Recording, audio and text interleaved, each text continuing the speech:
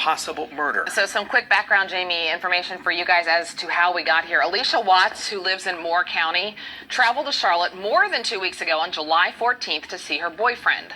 Her family last saw her on the 16th.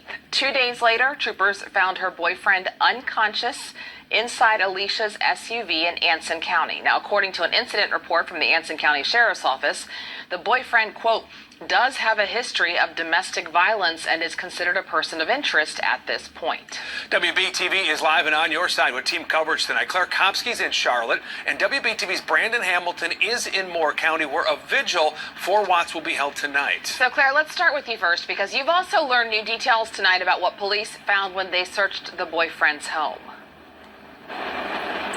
Well, Molly and Jamie, that's right. They found a list of items, but before we get to that, it's important to know that the Charlotte-Mecklenburg Police search warrant revealed that they went to his house on the 26th, all for looking for evidence of murder. Like you said, when they were in the house, they removed a list of items. That list includes clothing, cell phones, a camera, tablet, laptop, memory card, photos, and they also took swabs.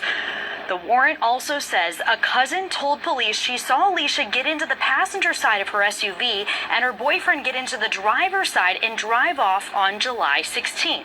It also states that cellular records show that Allisha's phone, her boyfriend's phone, and the vehicle all returned to the home around 3 o'clock that afternoon.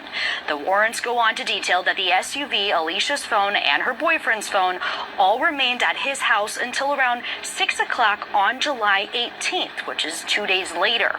Later that day is when troopers found Allisha's boyfriend unconscious in her SUV at a DMV in Anson County.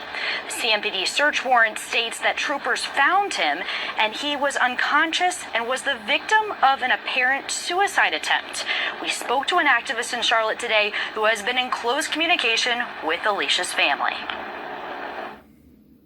We are relieved that it's out. We're very thankful because initially upon our press conference, we were aware that this had something to do with domestic violence.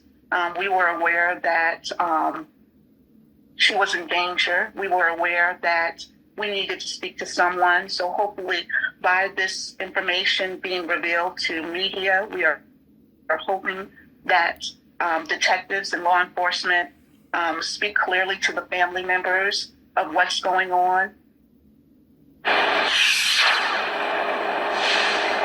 Now, CMPD is continuing to be the lead agency on this investigation, and as more information comes out, it's continuing to reveal just how complex this case is. We've followed up with CMPD to find out if they are investigating Allisha's boyfriend as a person of interest, as they stated in the Anson County report. We will continue to follow up with them for that information. But now I want to bring in my colleague, Brandon. He is down in Moore County tonight where a vigil is expected this evening. Brandon?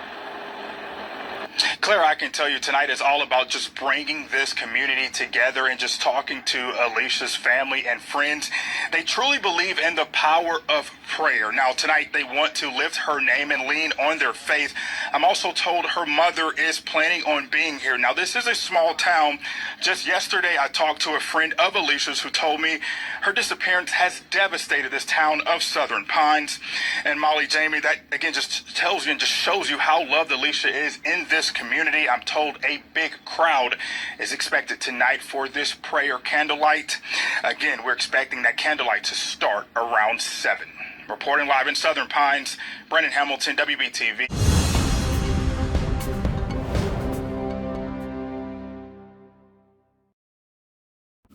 Man, we back with another crazy story out of Charlotte, North Carolina, about this woman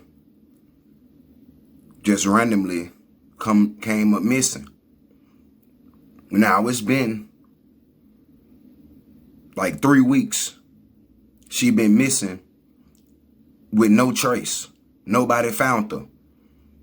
Now, the daddy, the one who called and told the police to search her house, it was an animal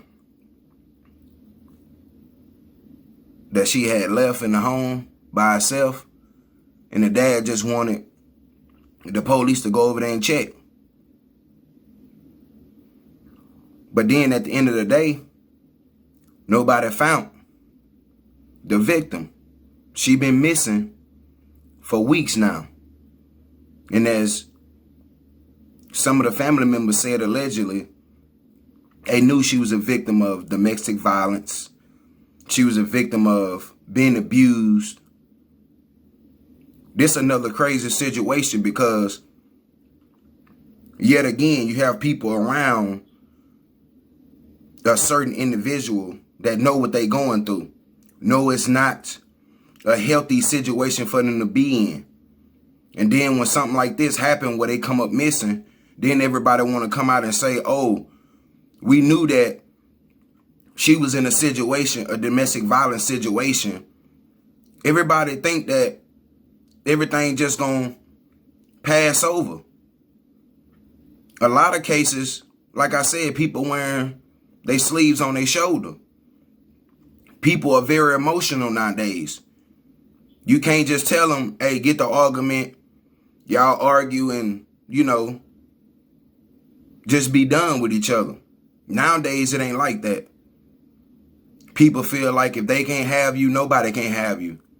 They don't care about your kids and your mama, your daddy, your grandma, cousins and them.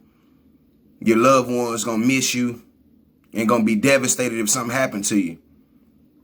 The person dealing with you ain't worried about that. They only worry about themselves. You hurt them or they feel like, they hurt you. It's another crazy situation because we got too much crime going on, too much domestic violence going on. And it's only one way that it turn out, especially when you missing for this long. It's only one way. It's real rare that somebody come up missing weeks or a month later and you come out as a survivor. That's rare.